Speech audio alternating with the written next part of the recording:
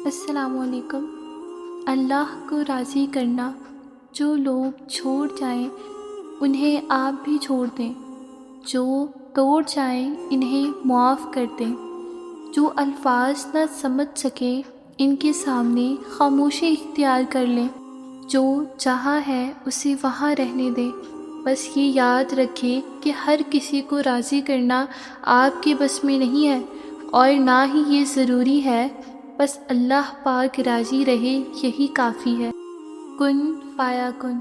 کبھی کبھی ہم ہار جاتے ہیں، زندگی ہر پل تھکا دیتی ہے، بے بسی ہوتی ہے اور ہم ہوتے ہی نہیں ہیں۔ تکلیفیں، اذیتیں اور غم پہلو بہ پہلو ہمارے ساتھ ساتھی بن جاتے ہیں۔ الفاظ کہیں کھو کر خاموشیاں تھما دیتے ہیں، اور پھر ان سرگوشیوں اور خاموشیوں میں دل چاہتا ہے کہ رب بس سن لے اور ہماری دعاؤں کو کن سے فایا کن کر دے۔ اللہ تعالیٰ فرماتا ہے، نہ تو تیرے رب نے تجھے چھوڑا ہے، نہ وہ بیزار ہو گیا۔ اللہ ہی تمہارا پہلا سہارا تھا اور وہی تمہارا آخری سہارا رہے گا۔ تم کتنے ہی گناہگار کیوں نہ ہوتے اور کتنے ہی نافرمان کیوں نہ ہوتے، جب بھی تم اسے پکارو گے وہ تمہیں جواب دے گا۔ تم پلٹ کر آنے میں دیر کرتے ہو، مگر وہ دیر نہیں کرتا، وہ بس تھام لیتا ہے۔ وہ رحیم ہے، وہ رحم فرمانے والا ہے۔ وہ وقت دور نہیں ہے جب تمہارے رب نے تمہیں اتنا دینا ہے کہ تم راضی ہو جاؤ گے، تم حیران ہو جاؤ گے اور تم اس کا شکر گزار بندہ بن جاؤ گے۔ مکافات عمل۔ دنیا مکافات عمل ہے، کسی کا بھی صبر ضائع نہیں جاتا۔ یقین رکھیں، اللہ نہ صرف اس دنیا میں بلکہ آخرت میں بھی آپ کے ساتھ کی گئی ایک ایک اذیت کا بدلہ لے کر رہے گا۔ وہ بے شک وہ بہترین بدلہ لینے والا ہے، وہ بہترین انصاف کرنے والا ہے۔ صبر کے بعد آسانی ہی آسانی ہے۔ تہجد۔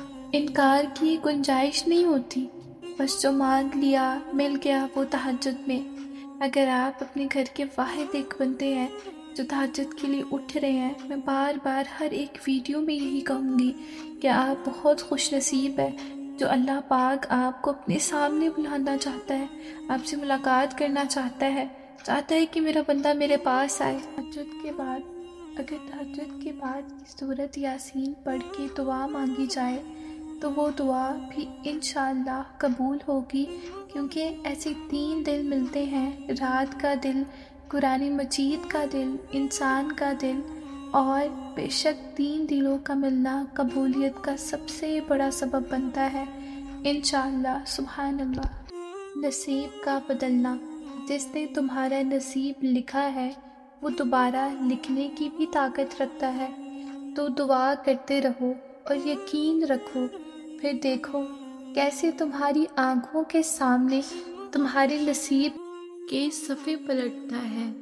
تمہارا نصیب اور تمہاری زندگی میں ہر ہونے والا کام تو اس ذات کے علاوہ کسی کو نہیں معلوم۔ اللہ وسیلے بنائے گا۔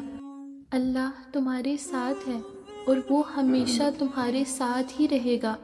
وسیلے وہاں سے نہیں بن سکے جہاں سے تم نے سوچ رکھا تھا، تو یقین رکھو کہ وسیلے اب وہاں سے بنیں گے جہاں سے تم تصور بھی نہیں کر سکتے، جہاں تمہاری پہنچ بھی نہیں پہنچ سکتی، جو تم نے کبھی تصور بھی نہیں کیا ہوگا، اللہ وہاں سے تمہیں عطا کرے گا، اور اتنا عطا کرے گا کہ تم خوش ہو جاؤ گے۔ اللہ کو بتایا کرے اپنے دل کی کیفیت، اسے بتایا کرے نا کہ آپ کیسا محسوس کر رہے ہیں، آپ کتنی تکلیف میں ہیں۔ آپ یقین کریں وہ بہت پیار سے سنے گا۔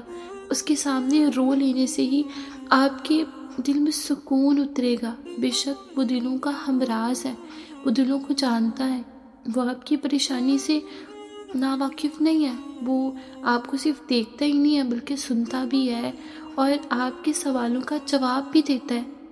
قبولیت کا اشارہ۔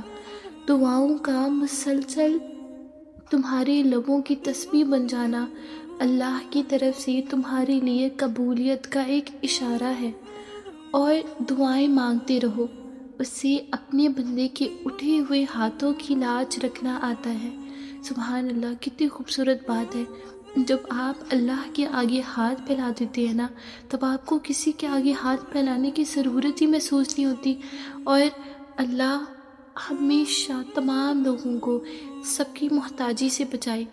دیکھیں، آپ کا جتنا یقین اللہ کی ذات سے ہوگا، آپ کو اتنا ہی فائدہ دنیا اور آخرت دونوں میں ملے گا۔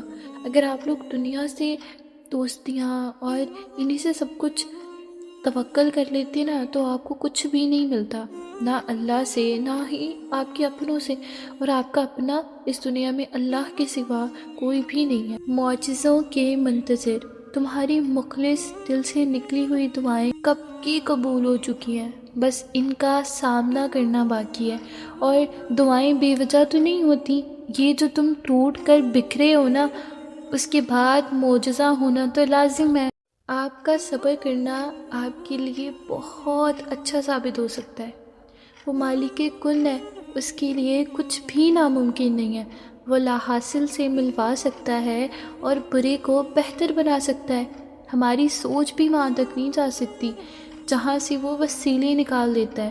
کسی کے کہنے یا نہ کہنے سے نا کوئی فرق نہیں پڑتا، بس اتنا یاد رکھو کہ وہ پلک جھپکتے ہی انسان کے نصیبوں کو بدل دیتا ہے۔